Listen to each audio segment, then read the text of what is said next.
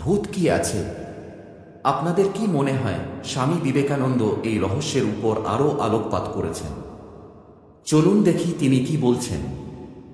1898 সালে স্বামীজি কাশ্মীর পরিদর্শন করে কলকাতায় ফিরে আসার 2 বা 3 দিন পরে বিবেকানন্দ এবং তাঁর শিষ্যের মধ্যে নিম্নলিখিত মতবিনিময় ঘটে।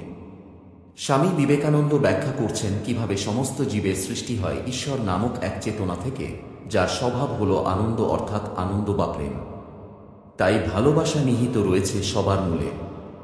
শিষ্য মহাশয়, এই ভূত এবং বিদেহী আত্মাদের কথা আমরা শুনি, যা শাস্ত্র ও যথেষ্ট প্রমাণ করে, এগুলি কি সত্য নাকি? স্বামীজি বললেন, নিশ্চয়ই তারা সত্য। আপনি যা দেখতে পাচ্ছেন না সেগুলি কি তার জন্য মিথ্যা? আপনার দৃষ্টির বাইরে লক্ষ লক্ষ মহাবিশ্ব মহাদূরত্বে ঘুরছে। কারণ আপনি তাদের দেখতে পান না, তারা কি তার জন্য অস্তিত্বহীন? কিন্তু তারপর ভূত এবং আত্মাদের এই বিষয়গুলিতে আপনার মন রাখবেন না। তাদের প্রতি আপনার মানসিক মনোভাব উদাসীন হওয়া উচিত। তোমার কর্তব্য এই দেহের মধ্যেই আত্মাকে উপলব্ধি করা। আপনি যখন আত্মাকে উপলব্ধি করবেন, তখন ভূত এবং আত্মা আপনার দাস হবে।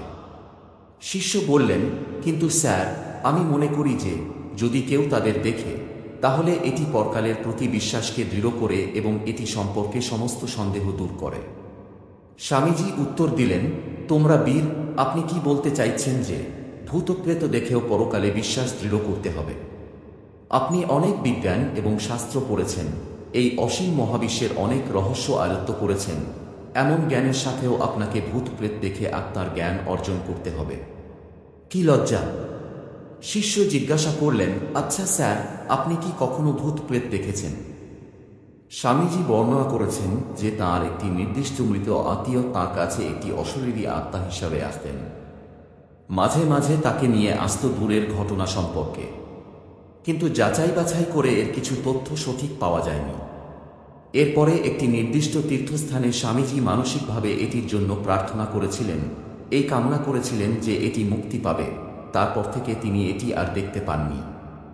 শিষ্য তখন স্বামীজিকে প্রশ্ন করেছিল যে শ্রাদ্ধ, মৃতদের জন্য প্রার্থনা বা অন্যান্য আনুগত্যমূলক অনুষ্ঠান কোন উপায়ে বিদেহী আত্মাকে তুষ্ট করে। স্বামীজি উত্তর দিলেন, এটা অসম্ভব নয়। শিষ্যের সেই বিশ্বাসের কারণ জানতে চাওয়ায় স্বামীজি বললেন, আমি কোনো একদিন বিষয়টা আপনাকে বিস্তারিতভাবে ব্যাখ্যা করব। শ্রাদ্ধ অনুষ্ঠান বিদেহী প্রাণীদের তুষ্ট করে তা প্রমাণ করার জন্য অকাট্য যুক্তি রয়েছে। আজ আমার মন ভালো নেই, আমি অন্য একদিন আপনাকে এটি ব্যাখ্যা করব। কিন্তু শিষ্য স্বামীজিকে সেই প্রশ্ন করার আর সুযোগ পেলেন না। সূত্র: স্বামী বিবেকানন্দের সাথে উপরের কথোপকথনটি তার শিষ্য শরৎচন্দ্র চক্রবর্তী তার ডায়েরিতে লিপিবদ্ধ করেছেন।